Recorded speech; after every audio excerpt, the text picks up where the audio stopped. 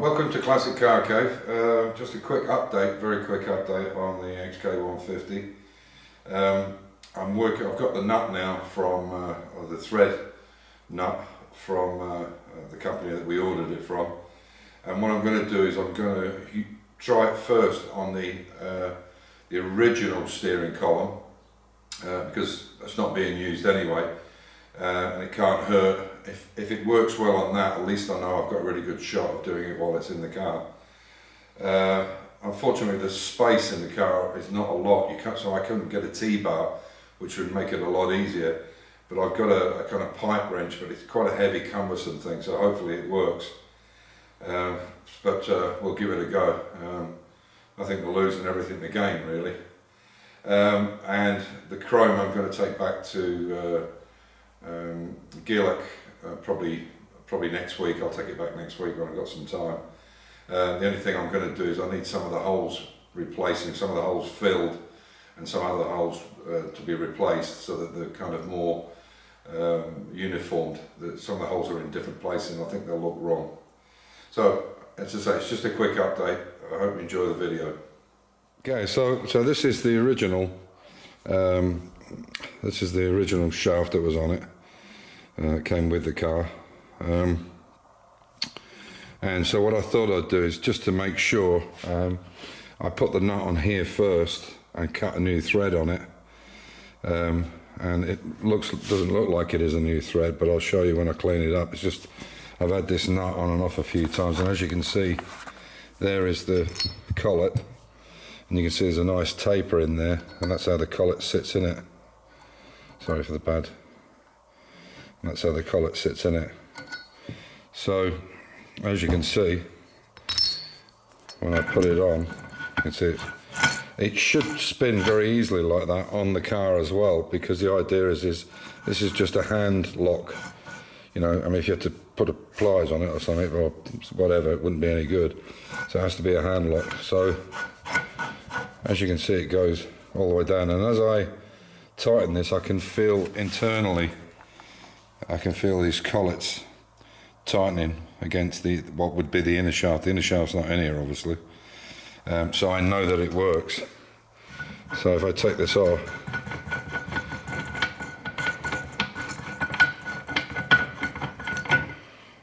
and if I give this a little clean up,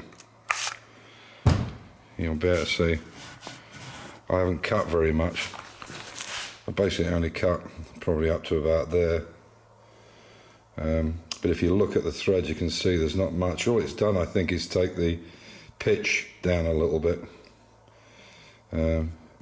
So if it works on here and it's not cutting that much off it, it will work on the actual column that's in there. Because what I don't want to do is go to the bother of taking it all back out, because with having an electrical motor on it, it's all wired up. There's brackets to hold it in place and so on and so forth, because you've got to do that as you build the car. So you build the car around the steering shaft in a way, or around the motor. Anyway, so it works well here. I've checked the thread, it's still nice.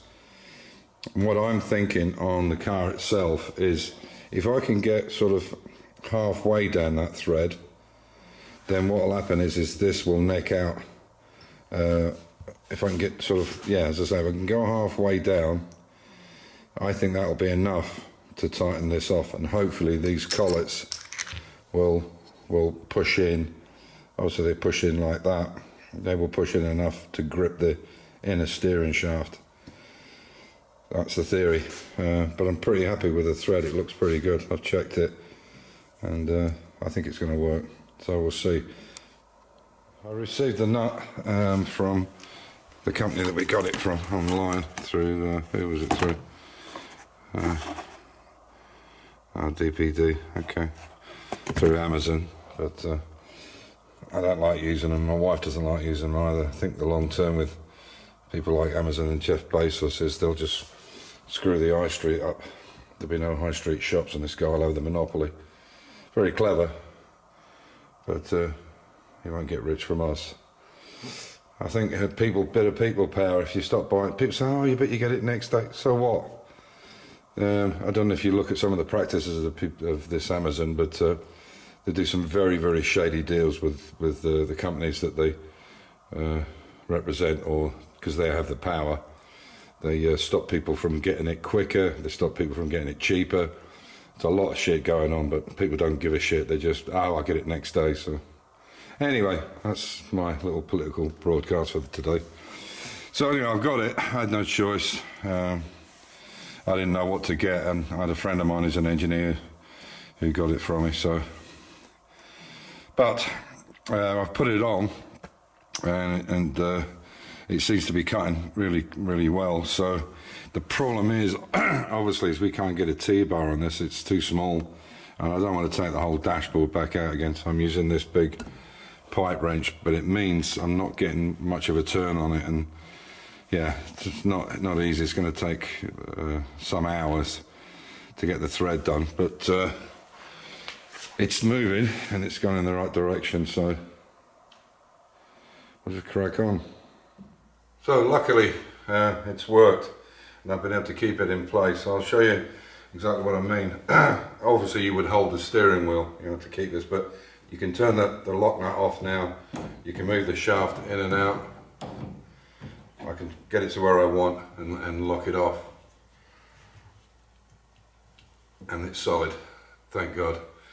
So this has really done the trick. I mean, it's 50 euros with the, about 50 including the postage and whatever, but it's a one-shot deal. But I'm going to contact the company that do this, and I'm going to ask them if I can get a refund for this. I'll even send it to them.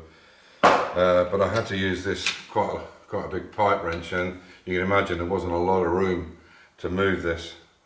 The other issue was that because of the steering, I've got it jacked up on the front. I tried to move the steering as far right as I could, because obviously cutting the threads is this way, and then turn it the other way to get it back off.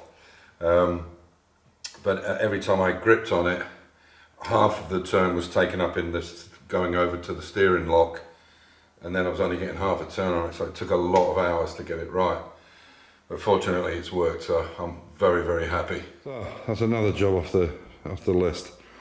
So I'll take the chromes back now. What I'm going to do is reposition the holes where they are, because I want them to be the same both sides. And as you can see here, if I take this out, you can see the holes are quite close to the edge there, and on that one they're a little bit further in. So what I'm thinking is, if I can get a kind of neutral point for them, I think that'll be the way to go. You can see there's quite a bit of difference between one and the other, and this is very, very close to the edge, so I'm going to have that one filled in and that one at the bottom on this side, and have them repositioned to these. I'm not sure if I want to keep that bit of wiggle room on them either. I think what I'll do is get them, put these in the right position, re-drill the holes, and then get these two welded up, get these welded up, and then reposition these ones. I think that's probably the way to go. Drilling new holes, I think, would be better under the chrome, because where these are now are fine. They don't touch the chrome window when it comes up, and I think they'd look better if they were uniformed. I like the idea of this not being on that corner there, and the screw being over the edge. Anyway, that's the next job.